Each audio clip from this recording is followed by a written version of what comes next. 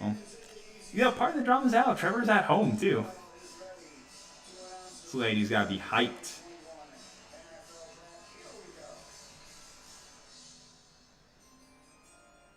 How nerve-wracking must that be? You're going to get remembered forever for selecting Trevor Lawrence.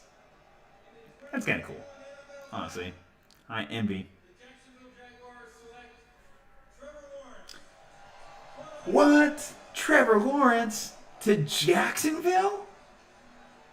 What? Great for them, honestly. Like, seriously, this is a good pick. I mean, I as much as I joked about the potential for them to be the first London-based football team in the NFL, uh, I'm happy because it keeps them around for a couple more years, keeps them relevant. Now I guess that makes us obviously look towards the next selection here with Zach Wilson. So what is a realistic projection for Trevor Lawrence in Jacksonville? Gosh, looking at this team last year, how do you go from being 1-15 to being relevant?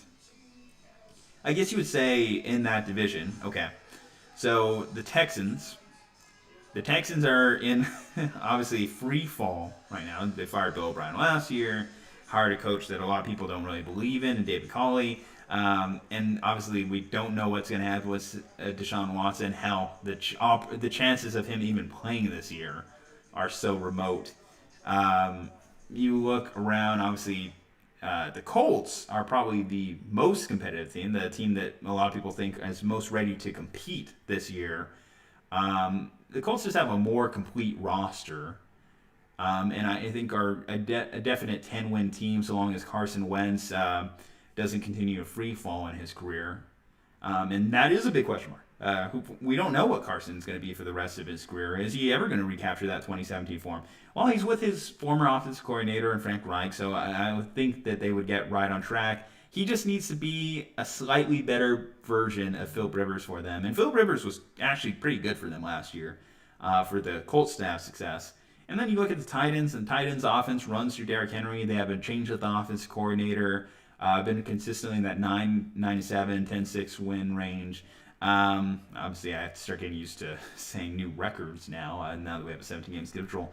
But realistically for Jacksonville, I would say it would be a good season if they get between 5 and 6 wins. If they get between 5 and 6 wins, that is a successful rookie year for Trevor Lawrence. And I know Urban Meyer doesn't want to hear that. I know, hell, even Trevor Lawrence doesn't want to hear that. But that would be an instant successful year. What does that stat line look like? Maybe 20 touchdowns, 20, 30 touchdowns in that range. A couple rushing touchdowns because he is a mobile guy.